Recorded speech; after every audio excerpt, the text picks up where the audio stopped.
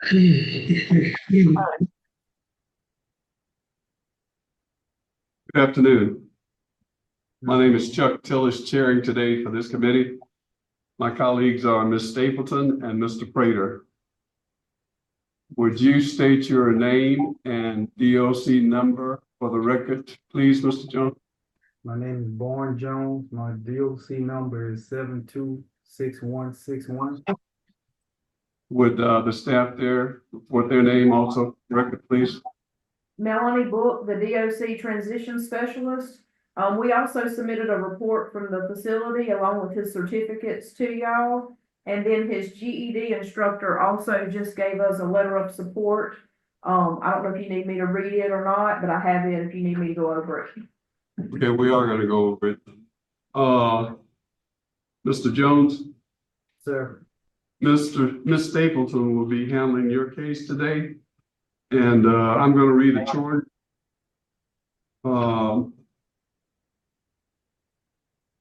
Second offense was forcible rape, 2 counts, introducing or contraband in a municipal or parish prison or jail. Sentencing date 9/5/2027. Sentence to 20 years hard labor, each count to run concurrent with each other.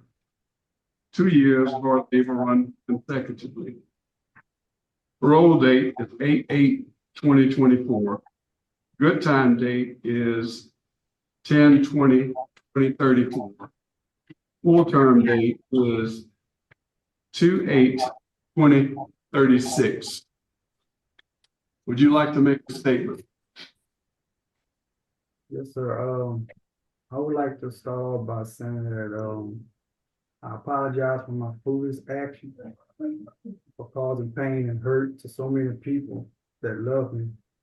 And it was stupid for even putting myself in a situation like that.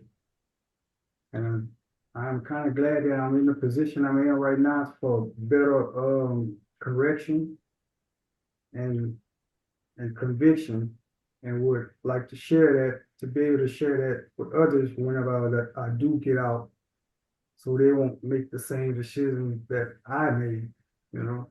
And I would like to learn. I learned how to discipline myself and to be more focused and positive, to establish a more productive life and regain my sanity. And I would like to be able to share that with others on the outside for better productive life and correction. Thank you. Would the staff like to read what they have? Yes, sir. We've had Mr. Jones here for a while. He completed the 9th grade, but he's currently enrolled in GED here at CPCF. Mr. Jones is also currently enrolled in Thinking for a Change, and he is in our faith-based Christian dorm where he participates in Recovery Through Christ, Malachi Dads, and other programs. He is also doing a distant learning Bible course that he's been doing off and on since I think 2021. The staff here have had no problems with Mr. Jones. The GED lady instructor wrote a letter on his behalf. I don't know if you want me to read the letter she wrote. Yes, please. She said, "Dear Parole Board, I'm writing to express my unyielding support for Born Jones, who is up for parole review. My student, Born Jones, has exemplified how a student should conduct himself. He has been a pleasure to instruct, studious, eager to learn, and has worked very hard to meet all of his class obligations. During his incarceration, he has made commendable efforts to rectify his past wrongs, have engaged in multiple programs aimed at self-improvement and skills acquisitions, and she sincerely urges the board to consider this letter of support during his upcoming hearing. Thank you for your time and consideration, Ms. Delta Grove." Thank you so much. Thank you. We appreciate it.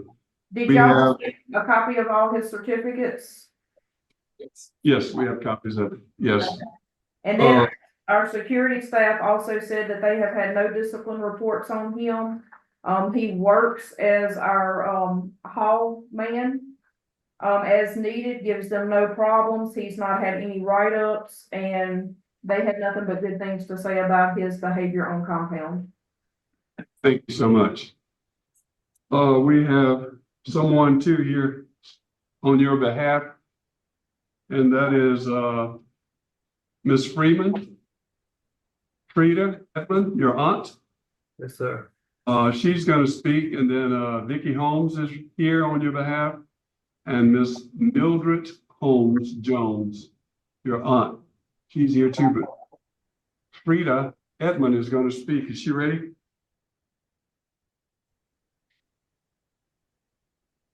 Miss Edmond? Yeah, good evening. Good evening. I'm Frida Admin. Thank you all for taking the opportunity to hear me. I'm Vaughn Jones's aunt, oldest aunt. And I feel and believe that he has learned his lesson and he's taken the right path into correcting his life. And I feel as though given a second chance, he would be a more productive citizen. We have established everything for him to come home. And even though I don't live in Zilplat, I live in Shreveport, and but I go home a lot. And my nephews and nieces and all of them, they do depend on me, and I'm there for them, as well as my other siblings. So I think giving him that second chance will not only be beneficial to him, but others he may encounter to help them to change their lives if they're on the wrong path. But I think he'll be a great mentor in the community, letting everyone see how he have changed. And I see just by looking at him, he has changed. His demeanor is different, you know? So I would appreciate it if you all would consider granting him this parole. And I promise I'll do everything in my ability to ensure that he does not go back. And whatever I can do financially, emotionally, physically for him, I am willing to do that. Thank you so much. Thank you. Thank you.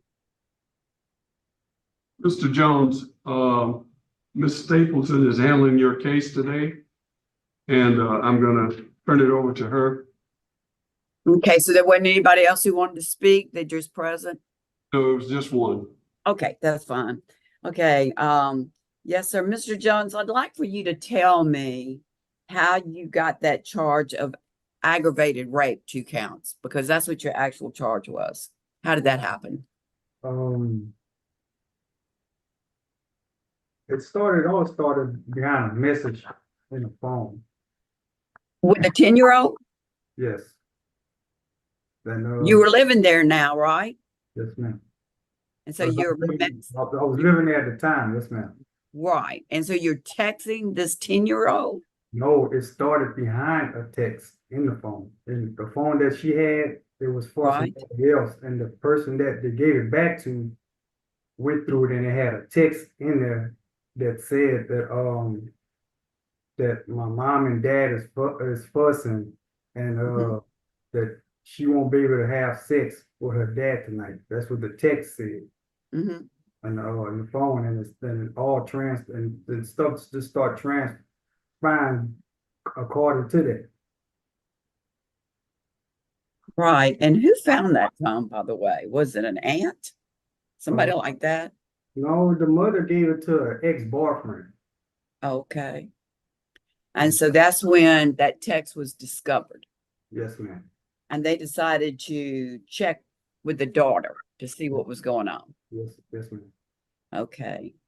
And did the daughter tell him at first what was going on? She was only 10 years old. Yeah, at first she denied the allegation because it was me, her, and her grandfather sitting down talking, and she denied it at first, but afterwards, when they took her to the hospital and found out that she was been tampered with, and that's when everything else just escalated from there. Yeah, that's what I read, that the child was questioned in front of you as to whether or not it had happened. Yes, ma'am. That's traumatizing right there. So then they go to the hospital and they examine the child Yes, ma'am. and they find out, in fact, there had been sexual intercourse. Am I correct? Yes, yes, ma'am. So where do you get involved in that? Well, I was there. I was living there at the time. And so you did it or didn't do it? I mean, I'm guilty of the charge. Right. That's what I'm trying to get to. So you're the one that had sexual intercourse with a 10-year-old, right? Yes, ma'am. Okay. And you were what, approximately 38 years old at the time? I think I was 35. Oh, 35. Okay. And she was 10. Okay. And how many times did it happen? Twice. Twice. Knowledge, yes, ma'am. Mm-hmm. Okay, let's see what else. Yeah. All right, and so then that charge, which was actually aggravated rape, it got pled down to forcible rape. Am I correct? Yes, ma'am. And both of those were 2 counts. Yes, ma'am. Now, had you gotten aggravated rape, I'm thinking by today's charges, an aggravated rape would be a life sentence. Yes, ma'am. Yeah. And so you would have had 2 life sentences had you gotten what you actually did. So now you've been pled down to 20 years and it's for 2 counts and they're going to run concurrent. Am I correct? Ma'am. Is there anything else you'd like to say to me about all this? I mean, not just me, everybody, anybody. Yes, ma'am. I'm true to apologize for my actions and my wrongs, and I admit to my wrongs. And I've been sitting down to had time to think about everything that I have done, and I'm truly apologize for it, and I'm sorry that it ever happened and it ever crossed in my mind to even think about doing something so foolish as that. And I'm sorry for hurting those that I have done it to and the family of those that have done it to. And hopefully deeply they accept my apology and forgive me so I could strengthen myself to strengthen others. Well, let me tell you something. The word you keep using twice, that it was a foolish action, you used that word, and now you just again said foolish. What you did was not foolish, it was heinous and it was cruel. And we just had a young lady, that appeared that something like this happened to her. And I've heard other young victims say the same thing.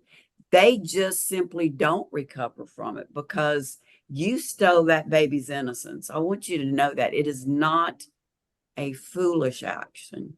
It is a lifelong action to that victim. You robbed from her something she will never get back. I want you to know that you have strong opposition from the DA's office. And the statement is the victim was only 10 years old. And you also have strong opposition from the sheriff's office. That is all I have to say. So it goes to whoever would like to speak next. Mr. Prater, you have any questions? No question. I have no questions also. Is the board ready to vote? Yes, Ms. Stapleton? I vote to deny because you need more time there. I didn't notice that you had any sex offender classes. You do have a lot of classes, but I didn't notice sex offender classes. So if I'm wrong about that, I hope that you will get some sex offender classes. And I think you need to spend more time so that you can accomplish at least those goals, and you just haven't served enough time as a heinous crime. Mr. Prater? Nah. I'm sorry, I didn't hear you. Just deny, not enough time. Sorry. Yes. Mr. Jones, my vote is also to deny. I'm glad that you're taking some steps forward and doing some good things there where you are. I think you need to get some more sexual abuse classes, and I hope that you will continue on this good path. This concludes, you've been denied today, and this concludes our business for today. We're going to sign off at 12:42 p.m.